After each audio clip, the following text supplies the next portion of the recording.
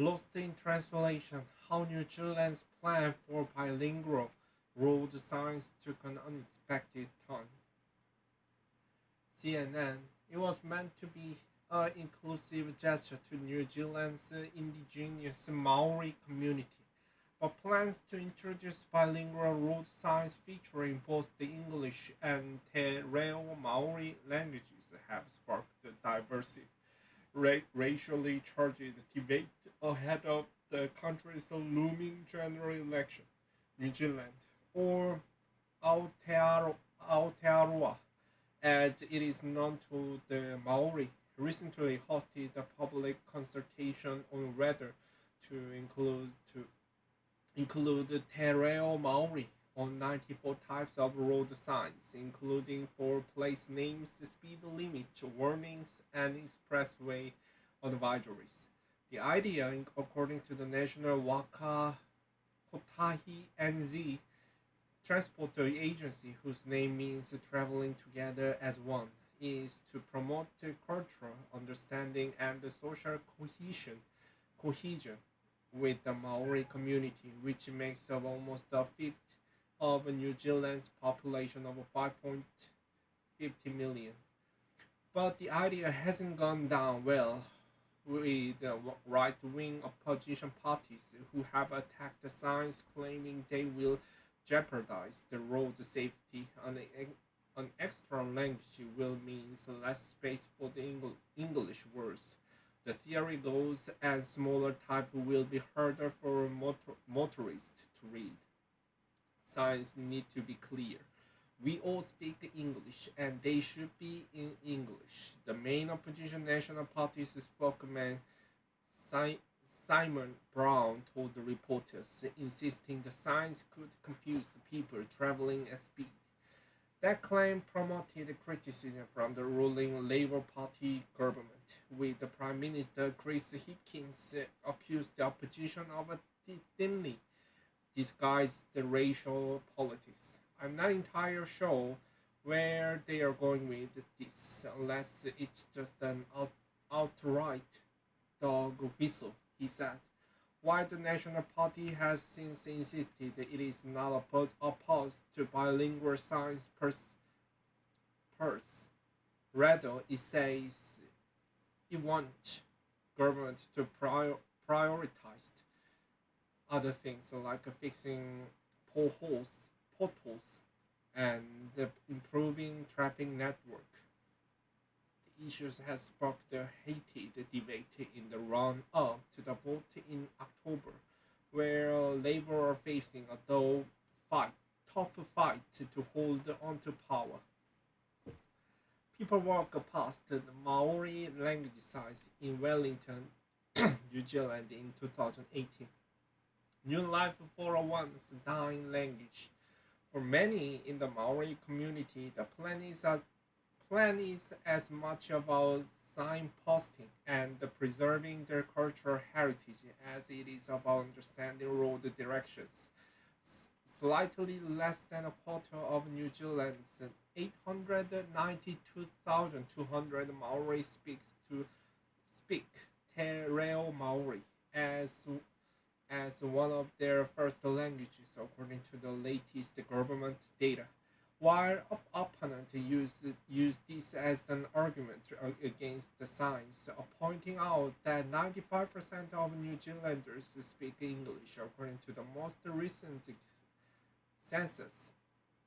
In 2018, supporters used the same data as the argument in favor. Part of the region that Te Reo Maori is not so widely spoken is that back in New Zealand's colonial era, there are active efforts to stamp it out.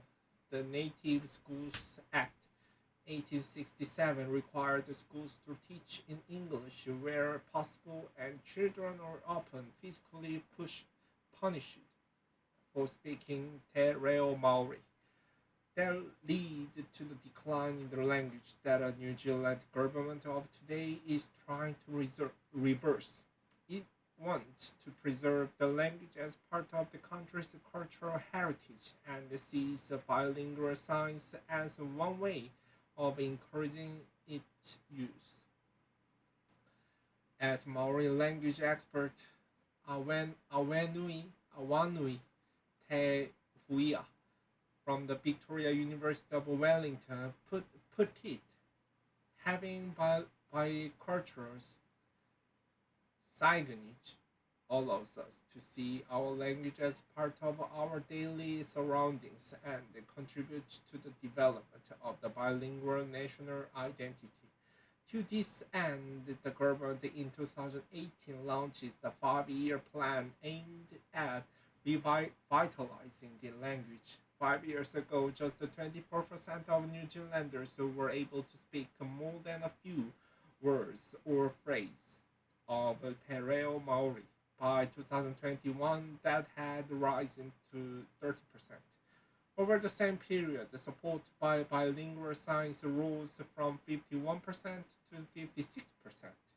The longer term vision is that by 2014, 58%, 85% of New Zealanders will value the Reo Maori as the key part of their nationality. 1 million people will be able to speak the basics, and that 150,000 Maori ages 15 or above will use it as much as English. For Professor Tania Ka'ai, director of the International Centre for Language Revitalization at Auckland University of Technology, bilingual science are at least a move in the right direction. I would describe it as the work in progress because the language is still at risk of dying and it does not deserve to die. No language does, Ka'ai say, or bilingual science safe.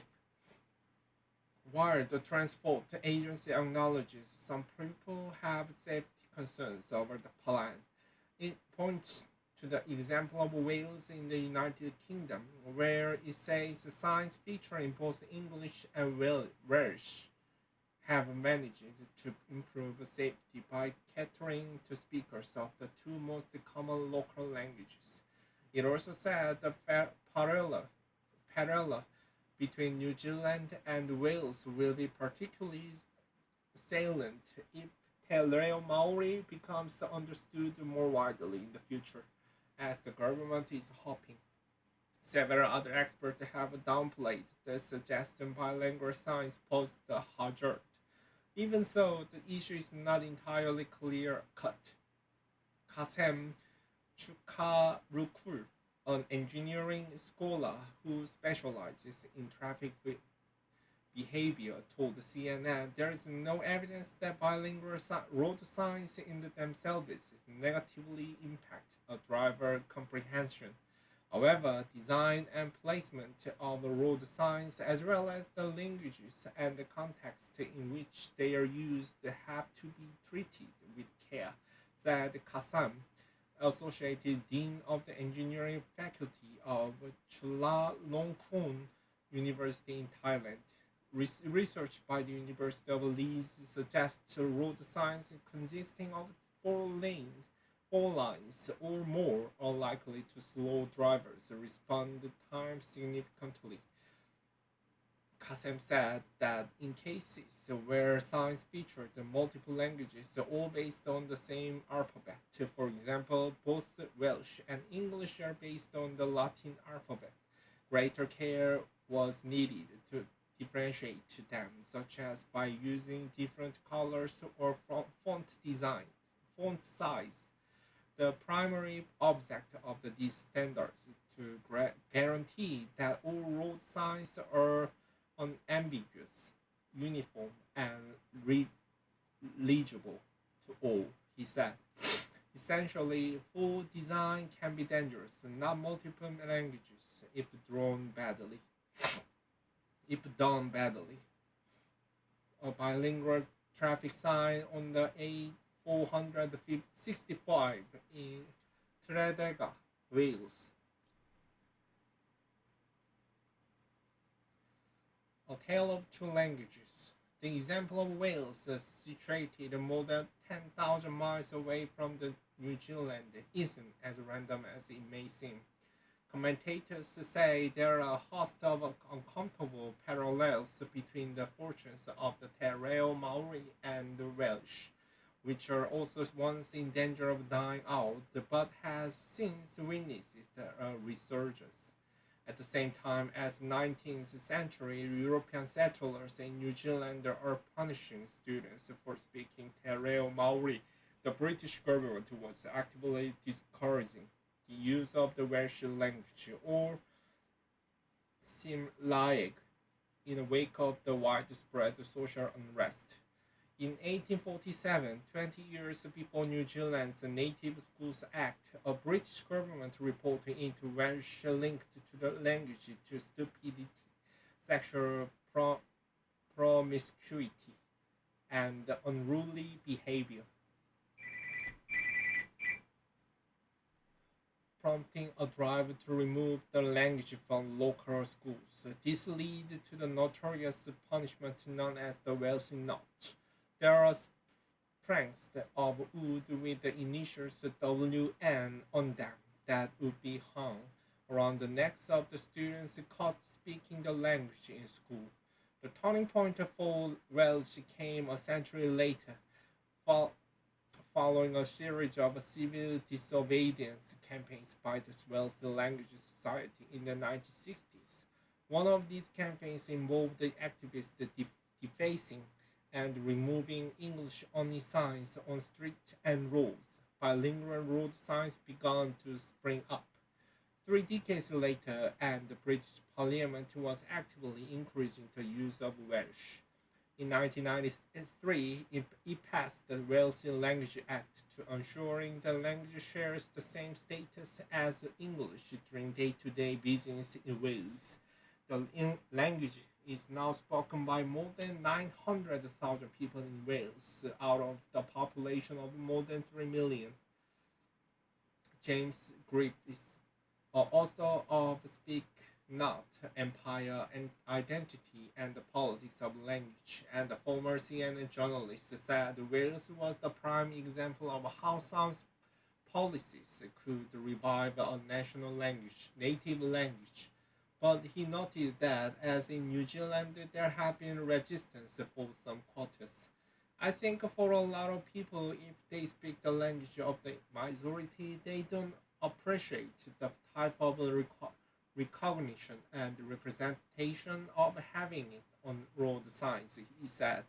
Across the Irish Sea, bilingual signs bearing both Irish, Gaelic, and English have existed in the Republic of Ireland dating back to the start of the 20th century.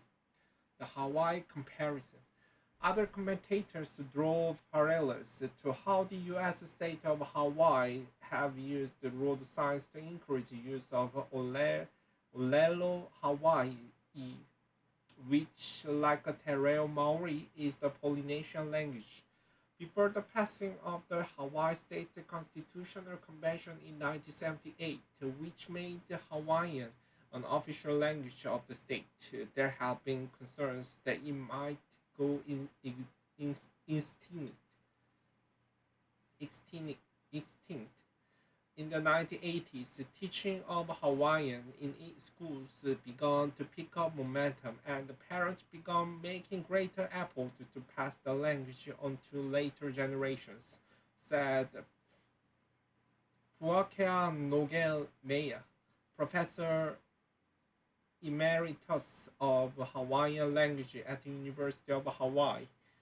This momentum continues to build to this day, with Hawaii's Department of Transportation last year moving to introduce diacritical markings such as the Okina and the Kohako dots and lines that indicate glottal stops or longer vowels to its road signs to help non-native Hawaiian speakers grasp correct pronunciations.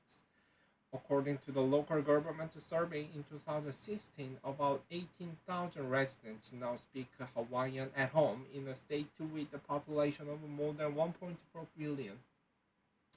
But Nogelmeyer says that while it has become more common to hear conversations conducted in Olelo, Hawaii, the battle to revive the language is far from over. Unlike in New Zealand, where the Maori people reached the agreement with the New Zealand government to preserve Te Reo Maori under the Maori Language Act 2016, he says the movement in Hawaii is driven primarily by the community, making the cause more decorative than functional, akin to a bit of the hobby. Nurgen also says that airports in Hawaii are largely limited to using Olelo, Hawaii for place names rather than more complicated linguistic use. He should know on Hawaiian buses it is Nurgenmeyer's voice that calls out the names of stops in the local language, lost in translation. Using indigenous place names also allows the outsiders to have the better understanding of how to pronounce words and boost tourism. Both Wales and New Zealand have some famous tongue twi- twisters for those unfamiliar with the local language. Ellen file blah blah blah, or to give it its full title, Lilanfair blah blah blah, Bulgari blah blah blah blah, is a little village on the West Island of the Anger Sea, and the lays claim to being the longest town name in Europe. That, however, this is dwarfed by New Zealand's own blah blah blah blah blah. A hill near Hawke's Bay, which prized itself as the world's longest place name, with New Zealand having wrapped up its public consultation on the signs at the end of June.